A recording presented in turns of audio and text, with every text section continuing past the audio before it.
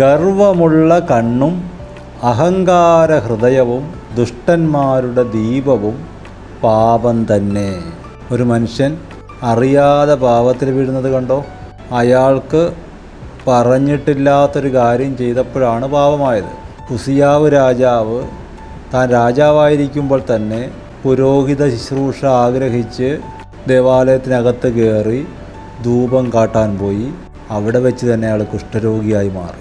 ഇതുപോലെ ഗർവമുള്ള കണ്ണുള്ളവൻ, അഹങ്കാര ഹൃദയമുള്ളവൻ, അവൻ്റെ ശുശ്രൂഷ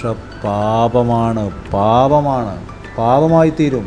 കാരണം ശുശ്രൂഷക്കാരൻ ഒന്നാമത് നിർമ്മലനായിരിക്കണം, അകത്ത് സമാധാനമുള്ളവനായിരിക്കണം, മറ്റുള്ളവരോട് സമാധാനമുള്ളവനായിരിക്കണം, ശാന്തതയുള്ളവനായിരിക്കണം, അനുസരണമുള്ളവനായിരിക്കണം, കരുണയുള്ളവനായിരിക്കണം, സൽഫലം നിറഞ്ഞവനായിരിക്കണം, പക്ഷപാതമില്ലാത്തവനായിരിക്കണം, കപടമില്ലാത്തവനായിരിക്കണം. അത് യാക്കോബിൻ്റെ ലേഖനം 3-ാം അധ്യായത്തിൽ പറഞ്ഞിട്ടുണ്ട്. അല്ലാതെ വിളക്ക് കൊളുത്തി നമ്മൾ ശുശ്രൂഷകനാണെന്ന് പറഞ്ഞ് നടന്നാൽ പാപമാകും.